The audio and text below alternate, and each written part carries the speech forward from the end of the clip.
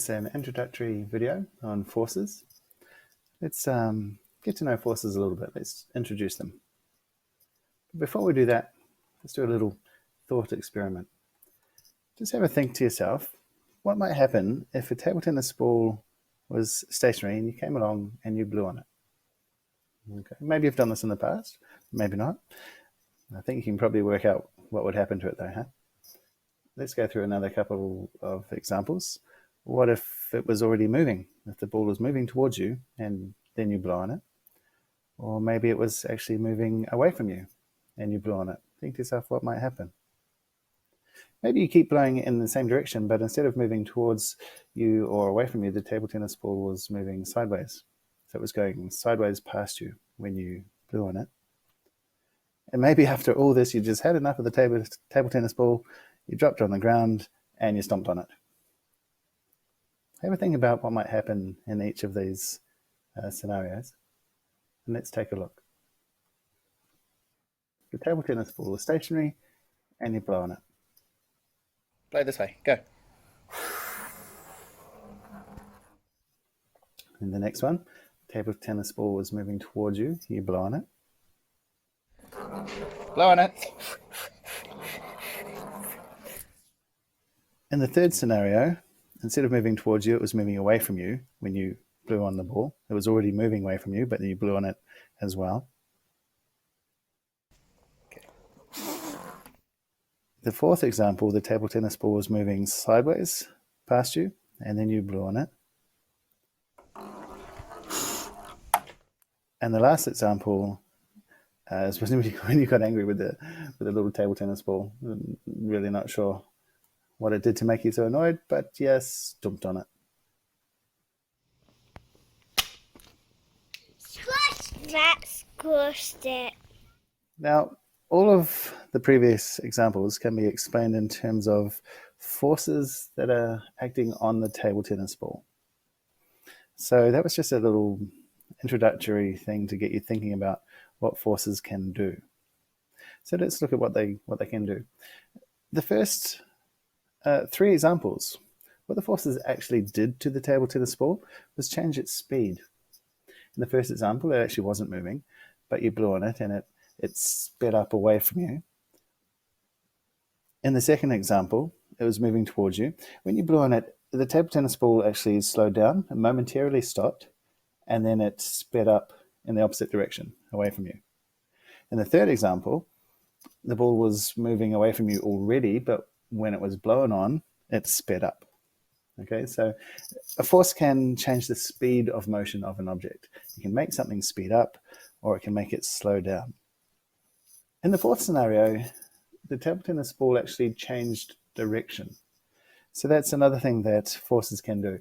They can make something speed up or slow down, or they can make something change direction. Now, actually, all of these examples are to do with acceleration. When people think of acceleration, in general terms, they think, oh yeah, it accelerated means it got faster. Or it decelerated means it got slower. Instead of the word deceleration, however, you should really talk about negative acceleration. So you can think of acceleration as speeding up, negative acceleration as slowing down, i.e., putting the brakes on. But there's another way you can think of acceleration, that is changing the direction. So speeding up, slowing down, or changing direction, these are all actually forms of acceleration. Okay, so we could group all of that together and just say, okay, a force can accelerate an object. But of course, the last one, the ball wasn't accelerated, it was smushed. So that's another thing forces can do. They can accelerate an object, and they can change the shape of an object. Just think about if you had a piece of blue tack. You can apply force with your thumb and index finger, and you can quite easily change the shape of that blue tack. So that's what a force can do. It can accelerate an object, or it can just change the shape of an object. And remember, by accelerate, we mean make it speed up or slow down or change direction. But what actually is a force? Well, a force can be one of three things. It can be a push, a pull, or a twist. If you want to use a good sciencey sounding word, go with torque. So a force is a push, a pull, or a torque. A torque is a twisting motion. So that's what a force actually is. It's simply a push, a pull, or a torque. When we measure forces, the unit we're going to use is the Newton. And the symbol for the Newton is a capital N. And the newtons, the units for force being newtons, that's actually named after Sir Isaac Newton. Hopefully you've heard of him before. Probably heard of him in terms of gravity. You know, he's, oh yeah, the apple fell on his head. Yeah, that's that guy. He's the apple guy. In all likelihood, the apple didn't fall on his head, but he did spend a lot of time on his mother's farm and very likely saw an apple fall and then started thinking about gravity. But he also actually did a lot of other great things as well. He worked on optics. We have the 7 colors of the rainbow, or so-called 7 colors of the rainbow. Indigo isn't actually a color. But those 7 colors were named by Isaac Newton. He also invented calculus, so mathematicians like him for that. He actually did a lot of funky stuff, but when we think of Newton, we think the apple guy. Forces exist anytime 2 objects interact with each other. Now, the thing about this is the objects don't have to actually be touching. They don't have to be in contact. Okay, we've got 2 different types of forces. We have contact forces and action at a distance forces. So these are some ideas that we're going to be covering more later on down the track. But remember, this is an introduction to forces video. But when 2 objects interact with each other, we have forces. So let's say a block is sliding along a bench. We've got the force of friction, for instance. When the block has fallen off the bench, then we don't have that friction force anymore. So when the 2 objects stop interacting, then there's no force. But remember I mentioned the objects don't have to be touching. If you were standing on the bench and you jumped up into the air, you're going to experience the force of gravity as you fall towards the earth. Now, you weren't touching the earth, but the force of gravity is still there. Okay, so anytime 2 objects interact, we have forces. If they stop interacting, then the force is no longer there. Now, forces are actually present all the time. Okay, we don't think of them as being around all the time, but they really are. Let's just have a look at some simple examples of forces in action. The first one, pulling the door of the room open. Let's take a look.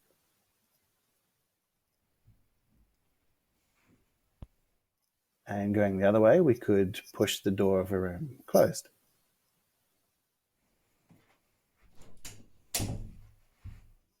And in order to actually work the door, we might have to turn a handle. So remember we said before, a force is a push, a pull, or a twist, that torque, the twisting action. Well, we've just seen those 3 examples, haven't we? Pulling the door open, pushing the door closed, and twisting the door handle. Let's have a look at a few more examples of forces in action. Kicking a ball. A bike stopping when the brakes are applied, always a good idea to have working brakes.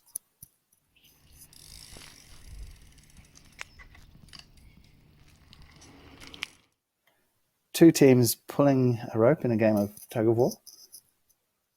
3, 2, 1, go! Pull, pull! That's it, guys, keep pulling.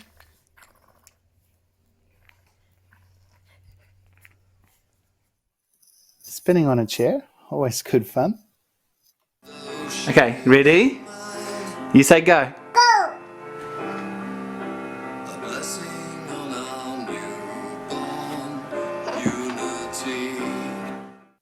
And getting pulled along on a skateboard, also good fun.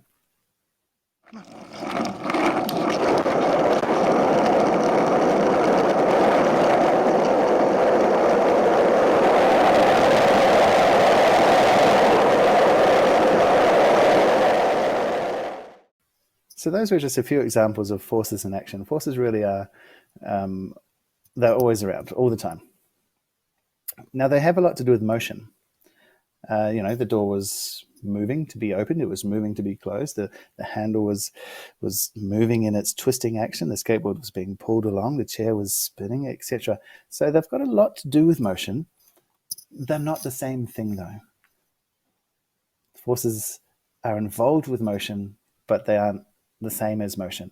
We can actually have forces acting and there be no motion. We can also have no forces acting, but there could be motion. So from the first example, we could have, let's say you were pushing on the side of your house as hard as you could. And maybe you got your friends over one afternoon and you were all pushing on your house. I'm going to suggest it's pretty unlikely that your house is going to move. No matter how hard you push, you're not going to move your house. So there's a lot of force acting because you and your mates are all pushing as hard as you can. There's no motion. The house is not budging at all. And from the other side of things, let's say there was a rocket out in space. So it fires its engine, fires off towards the moon, gets moving at a good clip, and then the astronauts turn off the engines. The rocket doesn't just stop. It keeps moving in the direction that it was going. So even though the thrusting force of the engine has stopped, it's still an object in motion and it will keep moving. So here we have motion even when there are no forces acting. Let's take a look at a diagram now. There's a happy little chappie in a sailing boat. It really doesn't matter if the boat is moving or not. Maybe it's just bobbing up and down on the surface. Maybe it is moving from the left to the right. Maybe it's actually drifting backwards from the right to the left. It doesn't matter. But here's a diagram, and we're going to turn it into what's called a free body diagram. We'll go more into these later on. To have a free body diagram, we show some forces acting. So here are 4 forces acting in this scenario. Ever think to yourself what they might be? We've got a force to the right, a force to the left, a force down, and a force up. Now the force down, I think you can probably come up with a good idea what that might be. It is, of course, gravity. Gravity is a force that, well, generally we think of it as the force of pulling things down towards the Earth. In actuality, gravity is a force that's, well, it's an attractive force between any 2 objects. In this case, let's say the Earth and the boat. But the Earth isn't just attracting the boat downwards, the boat is attracting the Earth upwards. Back to our example before of you jumping off the bench into the air. We generally say that you fall down towards the Earth, but actually the Earth falls upwards towards you as well. It's just really not very much. Because the Earth is so much more massive than you, we say that you fall towards the Earth because the force of gravity is much, much stronger. You are technically pulling the Earth upwards, but a negligible amount, so it really doesn't count. So the first one is gravity there. But you'll note we've also got an arrow going up. And that's because the boat isn't sinking, right? Maybe it's moving off to the side, maybe it's just floating on the surface of the water, but it's not sinking. But why not? Gravity is pulling it down towards the Earth. Why isn't it moving down towards the Earth? Because there's another force pushing back up. This is what we call the supporting force or the normal force. A supporting force is essentially anything that stops an object from moving towards the center of Earth. In this case, that force is the buoyancy of the water. The force moving from left to right, let's say it's a windy day and that's the wind blowing, so that's the driving force, or you can also call it the applied force. So that would be tending to make the boat move to the right. But of course, anytime there's motion, there's always friction.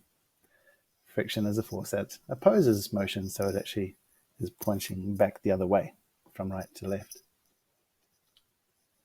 Now, we don't actually know from this information in front of us whether the boat is moving or not. What we can say is that the boat is in constant motion. Either it's moving at the same speed, it's not speeding up or slowing down, or it's not moving at all. And we can say this with the information that we have in front of us by looking at the size of the arrows, the driving force and the friction force. The size of the arrow is the same. Now, when we draw these free body diagrams, arrows are important. Well, the size of the arrow is important because the bigger arrow, the greater the force. So because we have arrows the same size, even though they're going in opposite directions, the actual force is the same. But because they're going in opposite directions, they cancel each other out. We would say that those 2 forces are balanced. And overall, we have no force because they've cancelled each other out. Now, again, this is something that will be going on with a little bit later on. when we talk about balanced forces and unbalanced forces. So just going through those 4 forces again, super quick. Gravity, always acting, pulling anything with mass down towards Earth. Remember, technically, it's the objects are attracting each other, but it's one of those things we're going to cover later. We will look at gravity a little bit down the track. The supporting force was anything that stops an object falling further towards the Earth. Driving force was trying to make the boat move along, and maybe the boat was moving, maybe not. Doesn't really matter. And then, of course, we had the friction force, which opposes motion and tends to slow things down and stop them from moving. So that was a little introduction to forces. And as we've seen going through that video, there are a number of points there that we will be going on with in a little bit.